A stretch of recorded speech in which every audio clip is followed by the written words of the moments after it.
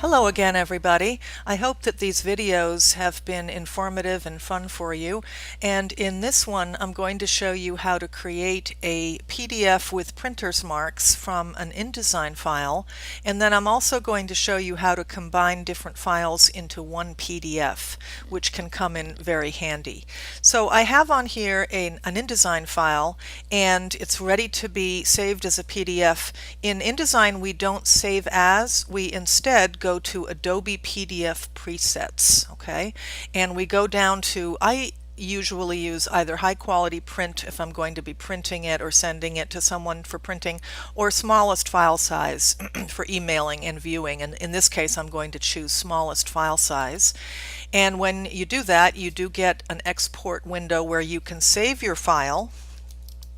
You can name your file and note where it's going to be saved. I usually use the desktop just so I can see it really easily. So you name it, check where it's saving, and then hit save. But you're not yet done. This is the important menu to look at when you want to create printer's marks on your PDF. The Export Adobe PDF window has different options on the left here, and you click on Marks and Bleeds, and you'll notice a box that allows you to have these printer's marks showing. These are all marks that help people who are printing to register your piece if it's running through the press more than once. It gives you crop marks, bleed marks, and color information. So you can select the ones you want to show or just select all of them. And then when you hit export, it will create your file for you. And I have a file now called deanpdf.pdf on my desktop. Notice that the InDesign file does not change and InDesign does not close. It still stays as the InDesign file, and it just makes an extra file. So I'm going to close out of InDesign. Don't need to save your changes, and then you'll see that I have this PDF file here. Okay, now I'm going to go to Acrobat, which I already have open here, and I have the Acrobat X Pro. And this one gives me different options for creating multiple file PDFs. You may want to do some research into which version of Adobe Acrobat you would need to do this, but my Pro version does create these files. I also have a JPEG here on the desktop, which can be combined with the PDF file in my new combined PDF. So I click on the option, whoops, that was a mistake. You can also, by the way, create PDF portfolios, and this is a nice thing to explore for gathering your work together. So that is something to take a look at. But here I did want to select Combine Files into PDF, and you get this window, and excuse me, and you can literally drag and drop the files. Notice it likes PDFs, it likes JPEGs.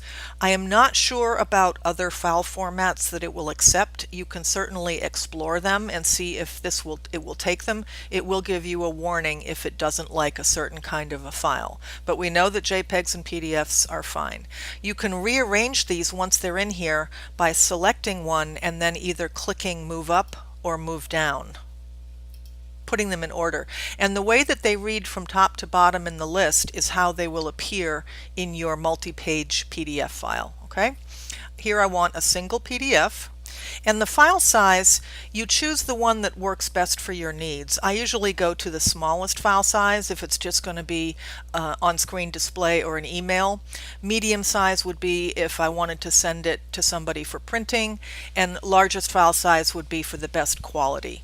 Here I'm just going to select smallest file and hit Combine Files, and it does its optimization, and then it opens up my PDF file, and it's called Binder 2. I'm going to make this smaller so you can see the window here. What we're looking at is the JPEG file.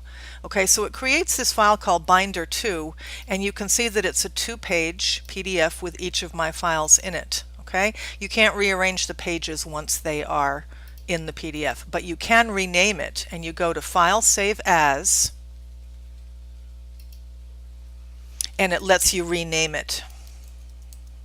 I usually like to rename it. Dean Combined PDF, again on the desktop. The format is Adobe PDF files. I have not played around with these different file extensions. You might want to try to see what a JPEG might look like, even a Word document, but I usually just, since I'm making a PDF, I leave it as that and hit save. And in this case, the name changes, and the file is now on my desktop. I'll close it out and drag it, and you can see this is my combined file, which has taken these two files, and here's what it looks like. And this is really great when you want to combine several pages of information, several versions of a project, and save it into a small file that can easily be read and seen by different people. So I hope that that's been helpful for you with PDFs and printer's marks and all the things that are helpful to know when you're sending files to other people or to a printer for printing. Thanks.